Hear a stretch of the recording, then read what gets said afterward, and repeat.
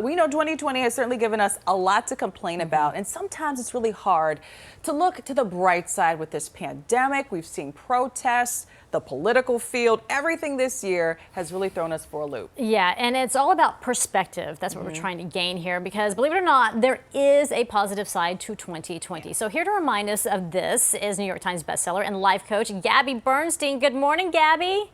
Good morning, ladies. How you doing? We're doing okay. We're making it through. We're almost done with 2020. And I love speaking to you because every time we do, we always feel a little bit lifted. So as this year comes to a close, a lot of folks are saying good riddance to this year. But you say 2020 wasn't all that bad. Help us put that in perspective.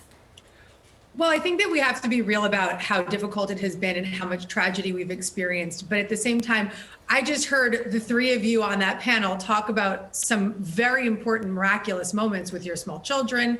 For me, it was very much the same. I have a 2-year-old who brought so much light into my life.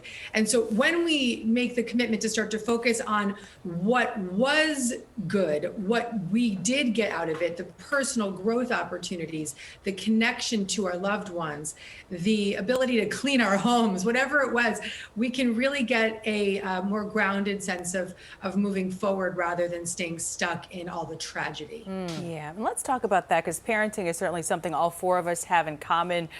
Parents had a huge plate with a lot on it this year. Yes. How can that perspective be turned around? Because there was certainly a lot of stress and tension this year for parents. I can speak to this so personally because for the first several months of COVID, as many of us, we had no childcare and then limited childcare. And so in that time, here I was with an 18-month-old, now leading into 2, having these cherished moments of being able to really get to know my child in a way that I may not have been able to. And so while it's been extremely difficult for so many parents, there is this level of attachment and bond, which is the most crucial part of the parent-child relationship for the development of the child and the child's resilience. So our opportunity, I want to use the word opportunity, to connect to our children in a deeper, more intimate way in this year will greatly benefit them in the future, because it's creating and establishing a deeper attachment, which in effect will help create a secure child, which then allows them to be more resilient throughout the rest of their lives. Yes. So there is something beautiful happening here. It is. Although in theory it sounds great, but a lot of parents were just full of tension, full of anxiety, full of concern, even some angry about the whole situation of having to juggle, right? Juggle working at home, being a parent, being a teacher, trying to keep everyone safe. So 2020 taught us how to deal with adversity and adapt very quickly. It also taught us a lot about ourselves, right? Absolutely. And I think that it's very important for children and for adults to experience these types of moments and then also be able to look back and say, wow, I recovered. I am moving forward.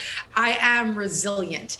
And when we lean into that kind of inner dialogue, that's when we can continue to move forward with a new attitude, a fresh new year, and start to be in more of a zone of attracting greater things as the year is to come.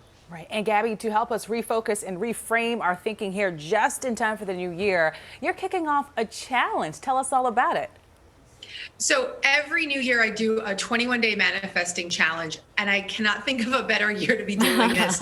I have developed a 21-day method for setting up your thoughts, your energy, your belief systems for the new year so that you can become what I call a super attractor for what it is that you desire. Well, give us an example of how that works.